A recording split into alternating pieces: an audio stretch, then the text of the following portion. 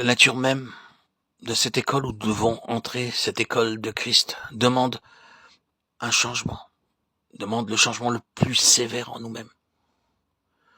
Il est impossible d'entrer dans l'école de Christ où le Saint-Esprit est le grand maître avant que le changement le plus complet ait été accompli en nous. Nous devons être transformés entièrement, ou sinon cette école n'aura aucun sens. Nous ne pouvons pas y entrer avec l'espoir d'apprendre Christ dans la moindre mesure, à moins qu'un système tout nouveau de facultés nous ait été donné. Nous devons recevoir des facultés que nous ne possédons pas naturellement. Si un homme ne naît de nouveau ou d'en haut, il ne peut voir le royaume de Dieu. Jean 3:3. C'est de cette manière que le Seigneur exprime un fait immense.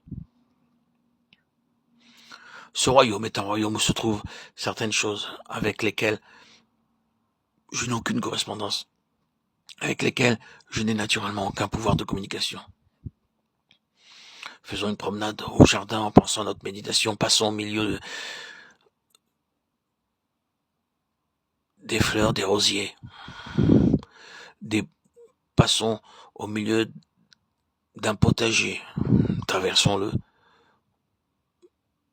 Tout ce qui est pommes de terre, légumeuse, en parlant de n'importe quoi.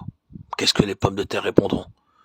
Quand diront les choux, ils n'entendront ni ne comprendront ce dont nous parlons, quel que soit notre sujet de conversation.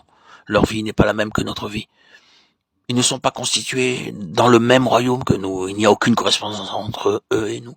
Ils n'ont ni le pouvoir, ni le don, ni les qualifications nécessaires pour comprendre les choses les plus élémentaires dont nous pouvons parler. Nous pouvons parler des choses les plus banales. De la toilette, par exemple, ou des choses les plus ordinaires de la vie, de tous les jours. Ils ne les connaissent pas. Il en est ainsi.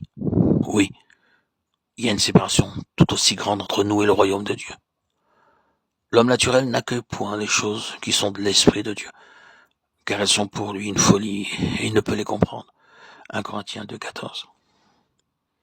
La séparation est si absolue que si vous et moi, nous avions été introduits à la place où parle l'Esprit de Dieu, sans que l'Esprit de Dieu ait opéré un miracle en nous, nous nous serions trouvés dans un monde tout autre. N'en est-il pas ainsi? Nous, les croyants, nous allons de ce monde pour y parler des choses de Dieu, et nous verrons les hommes nous regarder pour y parler des choses de Dieu. Ils nous regarderont avec étonnement. Tout cela leur est étranger, et il en est ainsi. Si un homme ne naît d'en haut de nouveau, il ne peut voir le royaume de Dieu. Pour entrer dans cette école de Christ, il faut que quelque chose se fasse en nous, et cela signifie que nous devons être constitués tout à nouveau, avec des qualifications et des pouvoirs entièrement autres pour saisir les choses de Dieu. C'est la nature de cette école de Christ, c'est l'école de l'Esprit de Dieu. Je sais que ceci est très élémentaire, mais n'est-ce pas là, après tout, la chose qui s'impose sans cesse à nous? Cela nous montre qu'il nous est possible d'entendre des paroles sans qu'elles aient aucune signification pour nous. Nous avons besoin que notre capacité de comprendre les choses spirituelles s'élargisse de plus en plus. Nous sommes par nature restreints dans ce sens-là.